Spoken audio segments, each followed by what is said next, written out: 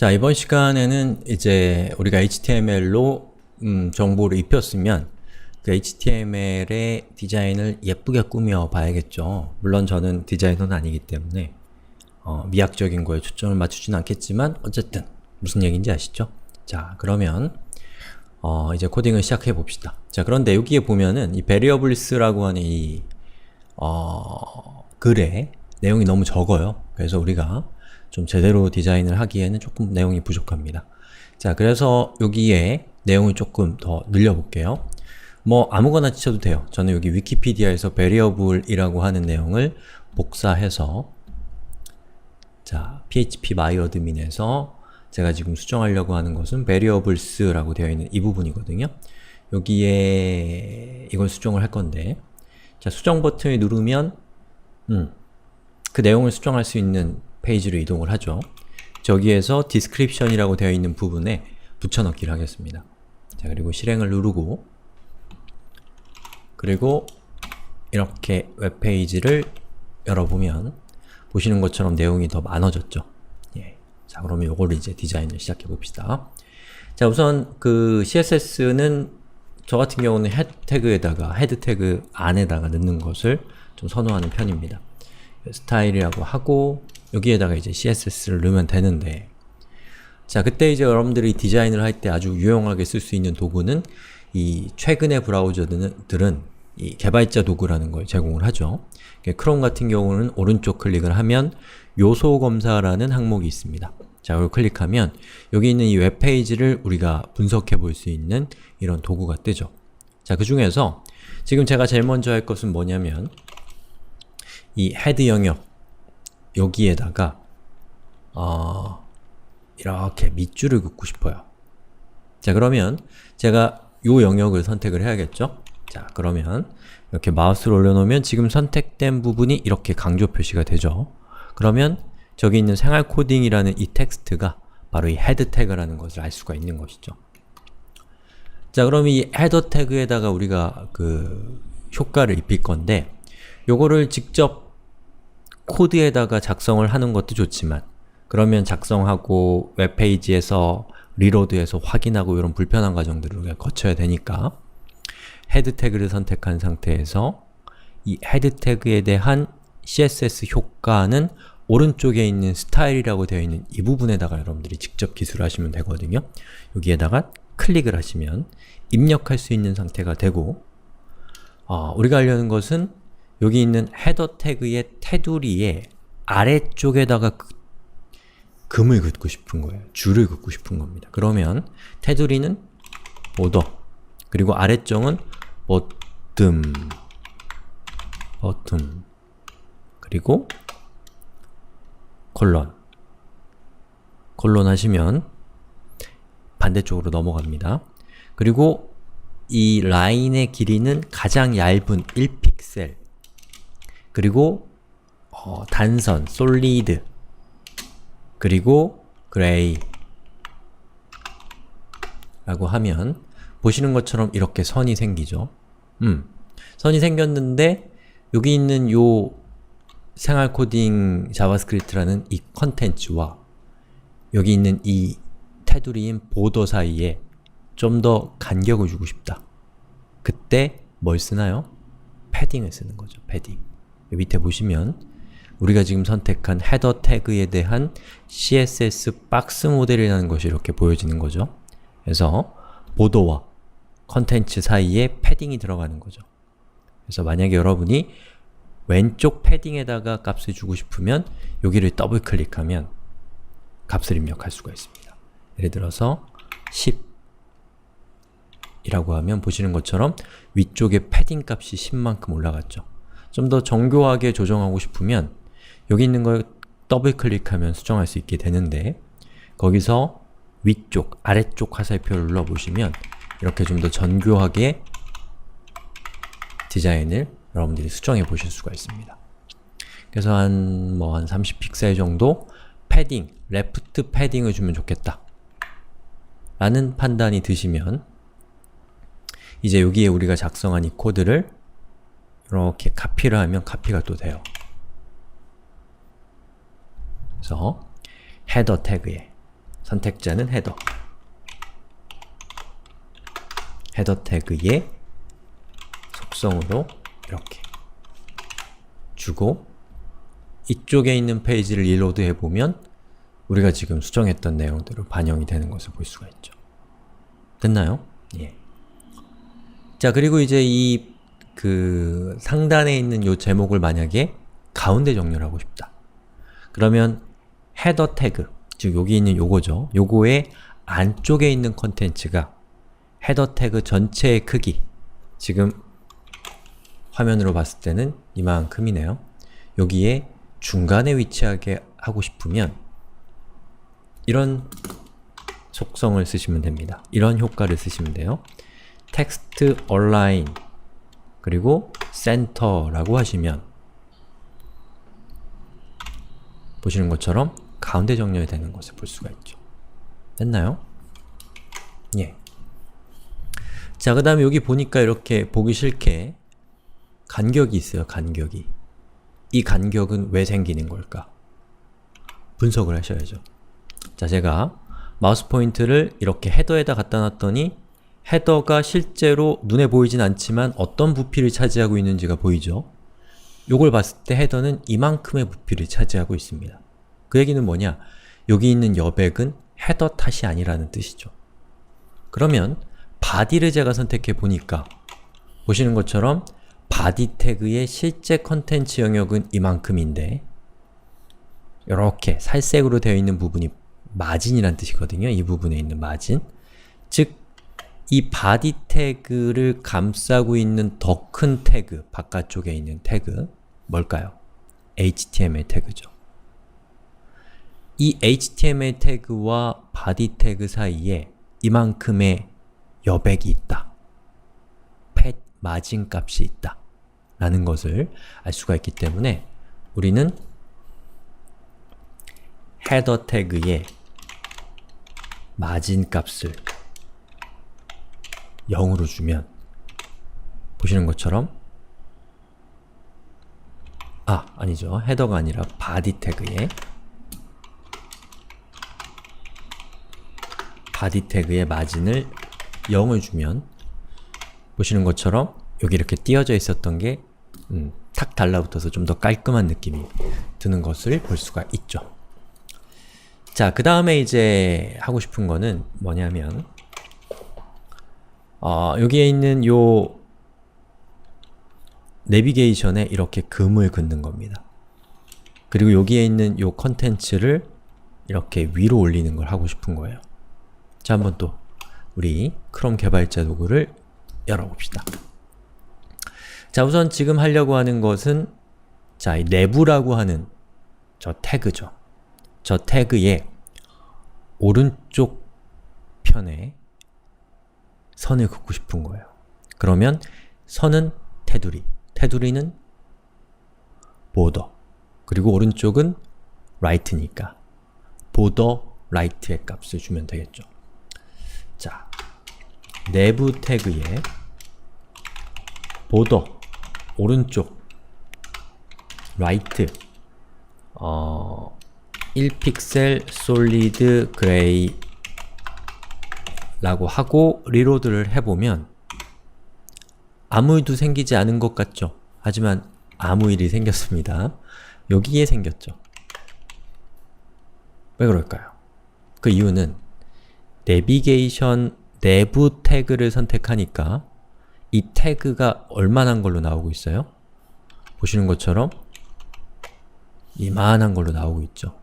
즉, 내부 태그의 부피가 화면의 한 행을 전체를 차지하고 있기 때문에 오른쪽 테두리가 여기에 나타난 거죠. 그럼 얘를 이쪽으로 옮기려면 어떻게 하면 될까요? 내부 태그의 폭을 정확하게 지정하면 되겠죠. 자, 그때 사용하는 명령이, 그때 사용하는 그 효과가 width입니다. width의 값을 예를 들어서 200픽셀로 주고 리로드를 해보면 보시는 것처럼 이렇게 테두리가 이쪽으로 이동한 것을 볼 수가 있죠. 자, 근데 아직도 미흡한 게 여기 이렇게 또 공간이 남는단 말이에요. 그럼 우리는 각각의 엘리먼트들의 부피를 체크해야 됩니다. 자, 우선 내비게이션을 체크해 보니까 어때요? 내비게이션은 이만큼의 사이즈를 차지하고 있기 때문에 여기에 있는 이 여백과는 관계가 없는 거죠. 자, 그러면 위쪽에 있는 헤더 태그 때문인가?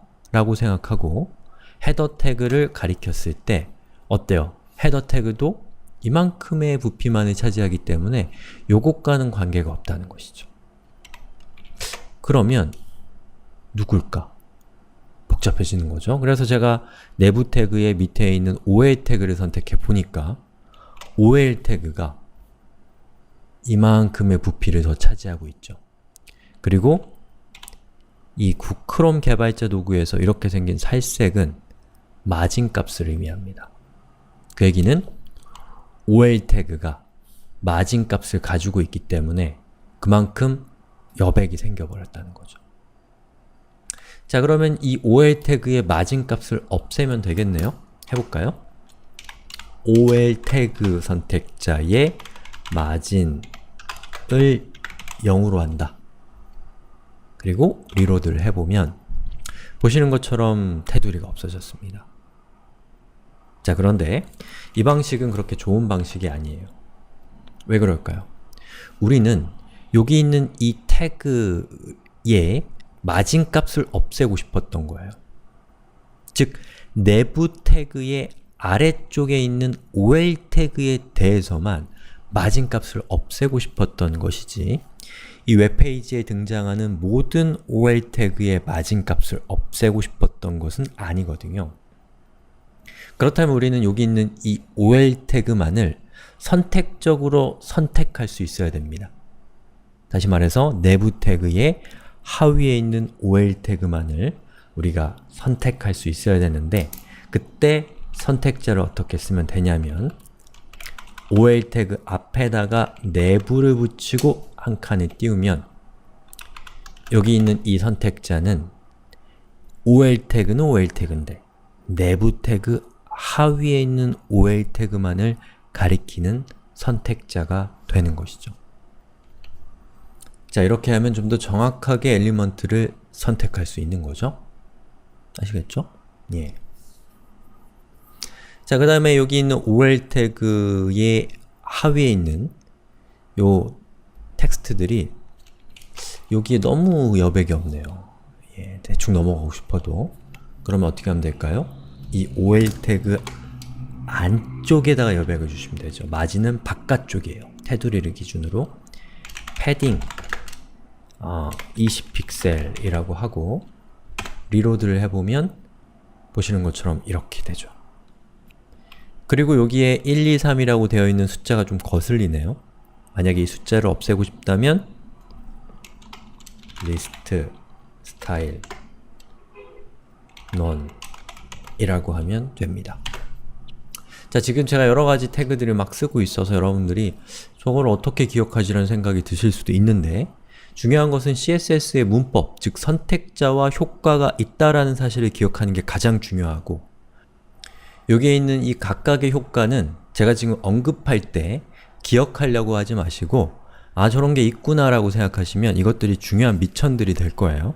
나중에 필요할 때 검색하면 돼요. 외우지 마세요. 외우는 건 우리 뇌를 혹사시키는 거고 이해하는 것은 우리 뇌를 흥분시키는 거죠. 예, 외우지 마세요. 아무도 외우지 않습니다. 외워지는 거예요. 자주 쓰면. 아시겠죠? 자, 됐고 그 다음에 이제 이 아래쪽에 있는 이 부분을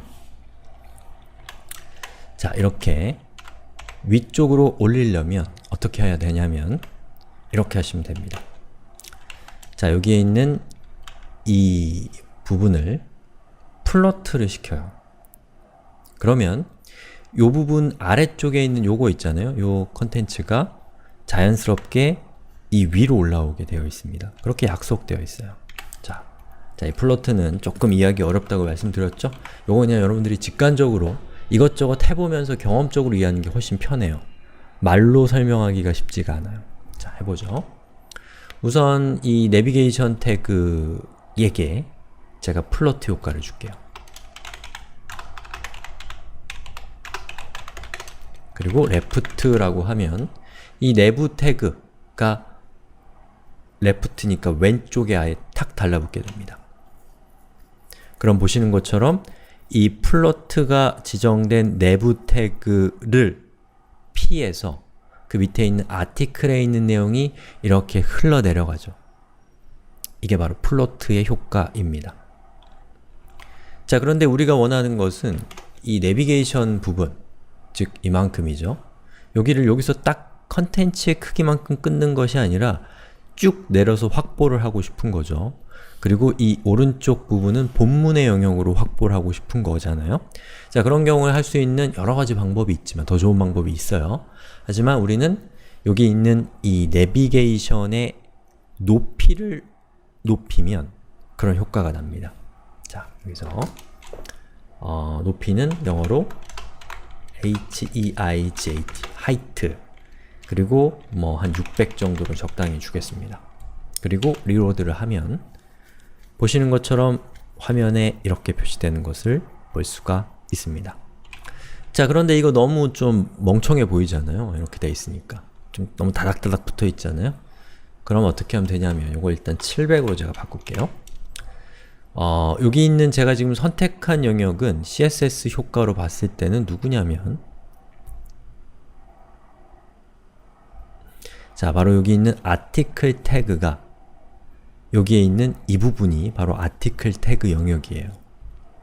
그러면 아티클 태그의 왼쪽 편 바로 이 영역이 너무 달라붙어 있잖아요? 그러면 우리가 아티클 태그에 패딩 레프트 20픽셀을 주고 리로드를 해보면 아무런 변화도 생기지 않습니다. 그건 왜 그러냐면 이게 플로트의 특성이에요. 예. 그럼 어떻게 하면 되냐면 아티클 태그에도 플로트 효과를 주면 돼요. left라고. 그러면 이렇게 되는데 화면 밑으로 쭉 내려가 버렸어요.